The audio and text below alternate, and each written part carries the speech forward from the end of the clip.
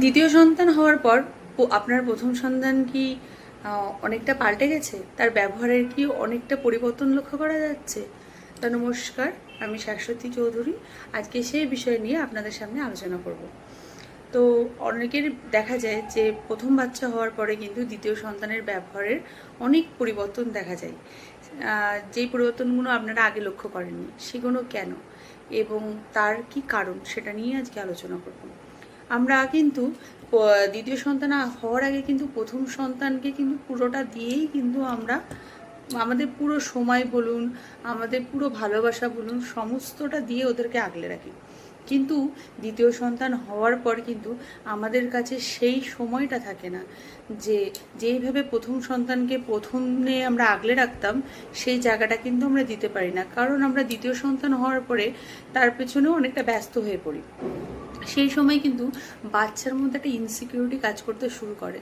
সে ভাবে যে আমার বাবা মা কিন্তু আমাকে আগের মতন আর অ্যাটেনশন দিচ্ছে না।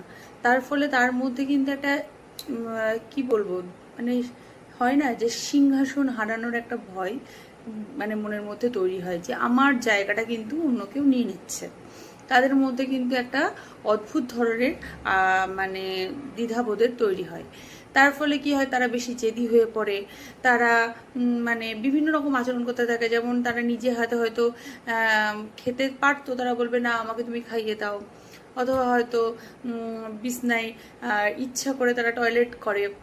তারপরে তারা ফিডিং বোতলে দুধ খেতে চায়। এগুলো কেন করে? তারা ভাবে আমি যদি এরকম বাচ্চা সুলভ আচরণ করি তাহলে আমার বাবা মা হয়তো আমাকে বেশি অ্যাটেনশন দেবে, ওই সেই ছোট্ট শিশুটার মতন। তা এইগুলো দেখা যায় বেশিরভাগ বাচ্চার মধ্যে কিন্তু এইগুলো সৃষ্টি হয়। তাদেরকে কিন্তু আরো বেশি করে তাদের মানে পাশে থাকতে হবে, তাদেরকে বোঝাতে হবে আমরা তাদের কিন্তু আগের মতনই স্নেহ করি, আগের মতনই ভালোবাসি। এই অনুভূতিগুলো কিন্তু আমাদের মনে থাকলেও তারা কিন্তু বুঝতে পারে না। তো কি করা উচিত? ধরুন আপনি আপনার মূল সেই সময় বের করাটা খুব মুশকিল, তাহলে 15 মিনিট তাকে একা সময় দিন, তার সাথে একা সময় কাটান।